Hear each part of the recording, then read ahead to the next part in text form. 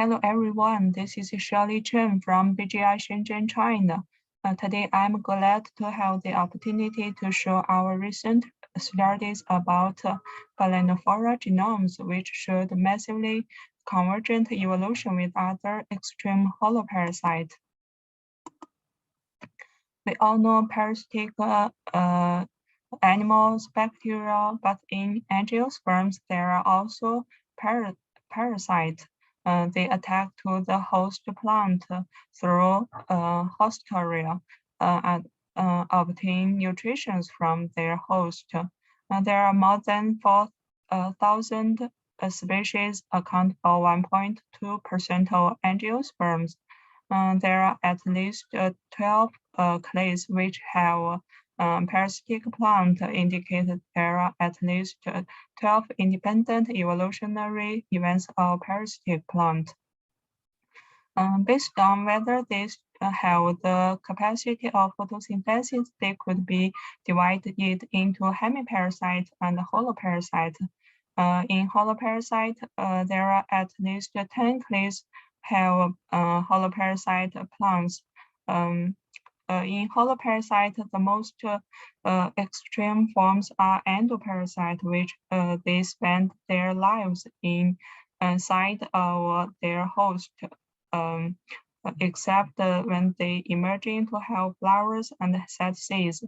For example, the most famous one is the species from Rafflesia shell, which have the largest flower in the world. The genomes in parasitic plants show the different degrees of gene loss. For example, in Cypria, which also from the Rafflesia shell, it is an endoparasite. It lost more than 40% of genes in those gene families which are conserved in autotrophies. The degree of gene loss in parasitic plants are associated with the degree of parasitism. We focus on the parasitic plants in sandalwood, which have the largest gene number in parasitic plants, and it, for example, the sandalwood is in the forms of tree, but it is still a hemiparasite. Another famous hemiparasite in sandalwood are mistletoes, but they also have the typical plant forms. They have stems, they have leaves. The most strange lineages in sandalwood are species from Balanophora. For example, this species from Balanophora, it don't have the typical plant forms. The only vegetative organs are the tuber, from which the inflorescence emerging, and the tuber also connected with the host root. The root, you can see in the picture, they are from the host, not from Balanophora. They also have a very simple flower structures, and in their tuber, they showed a unique parasitism styles. They could induce the tissues from their host growing in their tubers. So when we cut the tuber, we can see it for our tuber matrix. And there are also some bundles inside the tuber matrix. They are named as composite bundles. It contains both tissues from the host and from Balanophora. That's a unique parasitic styles. So we assembled two species from Balanophora. They are holoparasite and their respective host. And we also assembled one hemiparasite from Scrolla. We have a highly quality assemblies and annotations. Then we compared the gene loss in 8 different parasitic plants. First of all, we we identified more than 10,000 conserved gene families in autotrophs. And in our comparison, Sapria still lost the largest number, account for 38% of gene loss. Two Balanophora have lost more than 30% of conserved gene families. We also find that in Balanophora and Sapria, they have severe gene loss in ABO biosynthesis, in photosynthesis, in nitrogen transporter, and so on. Then we compared the gene loss in different lineages and found Balanophora and Sapria have the largest number of common gene loss. Is more than 2,000 gene loss are common lost in these two lineages, account for the 70% of gene loss in Balanophora and 60% of gene loss in Sapria. These 2,000 genes are mainly function related to photosynthesis in some pigments and defense compounds, biosynthesis, the biotic response, and start metabolism. We also find in 4 lineages of hemiparasite, they only have a small number of convergent gene loss. We all know that the plastomes of Balanophora are highly reduced, and it has the lowest GC content, about 12%. In Rafflesia and Sapria, they could not have the researchers could not assemble their plastomes, but they could find some plastid-like structures in the cells. So we are wondering which functions are still retained or lost in their plastid. Here we also analyzed one osmotrophic diatom, Nesia putrida. It has lost its photosynthetic capacity recently.